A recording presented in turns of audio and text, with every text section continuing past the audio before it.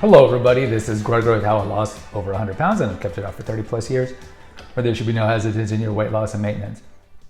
Today we're going to talk about the importance of having people in your life in regards to weight loss and how not having them may trigger bad eating. Now before I begin, if you need help with weight loss, contact me through the Clarity FM link found here in the episode notes. Also check out my website, which has hundreds of articles and recipes, my 2 podcasts, The Awakened Man and The Cinema Rag. The latter is on movies and celebrity gossip if you like that stuff. And lastly, if you appreciate my content, there is a link for PayPal. Now, having family and friends is something that could benefit you, and it can also hurt you. And how can it hurt you? Well, maybe you don't have good relationships with your family. We don't choose our family. And so maybe being around them does increase stress, maybe because of childhood issues, childhood trauma. We talk about the importance of childhood trauma leading to disordered relationship with food here on this channel quite a bit. So in that regard, maybe it's not good to be around with your family. What I would say overall though, like one of the pitfalls or one of the traps that could lead to you having disordered relationship with food later on or leading to emotional eating is being alone. We are social creatures, and if you look at most of the animal world and non-animal world, most creatures hang out with each other. They like it. Look at fish. They like to hang out in schools. Look at the deer in your neighborhood. They like to hang out together. Like everybody is together. You rarely ever see it. Even wolves that we call the solo lobos, the lone wolf, they'll break off for a little while, but typically they hang out together. And so we are social creatures. We need to be around other people, and it's good for us to be around other people.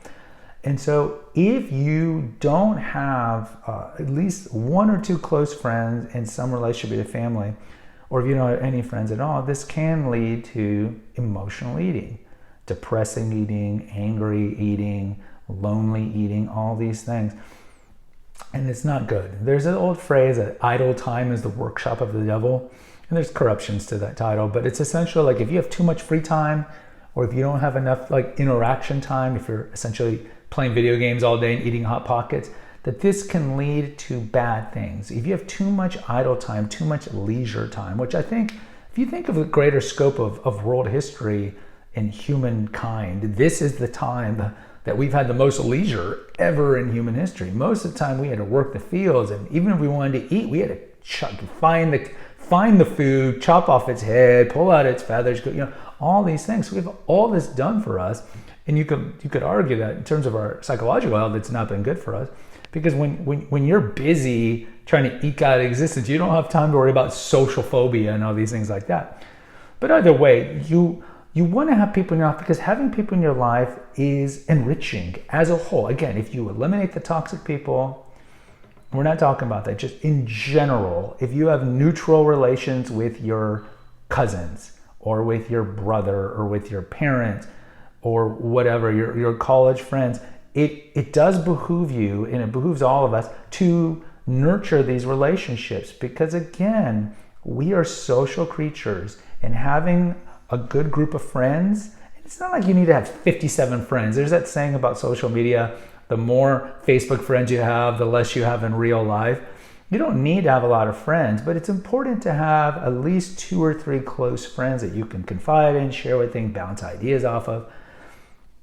And when you don't have that, if you kind of live an isolated life, maybe you move to another town for a job or whatever it is, or maybe you just have bad relationships with your family, or maybe you're socially awkward and so you've always had problems making friends or finding a girlfriend or a boyfriend, these typically don't lead to healthy choices or positive outcomes in your health.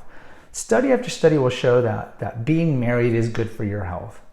It is. Study after study. So, you can have your personal opinions about that. I can have my personal opinions about that, but that's what the studies show.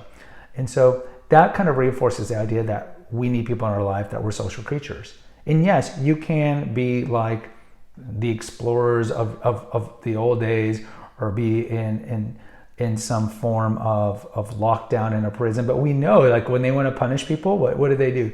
They put them in lockdown for like 6 months. You can't interact, because they know what happens. You go crazy, because we are human, we are social creatures, and we need an interaction. Now that's hyperbole to use that example, but in general, if you live in a town where you're just going to work, you're not interacting with people, Maybe you have some cyber friends, some dude that's on the other side of the country that you play video games with.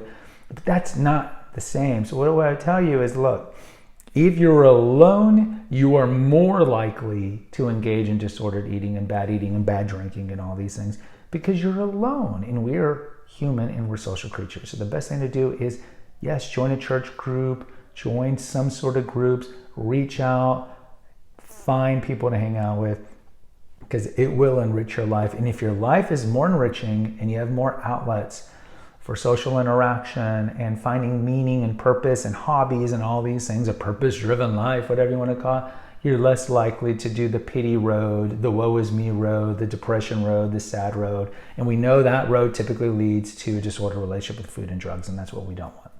Guys, post in the comments. I'd love to hear from you. Until next time, take care. God bless and pray.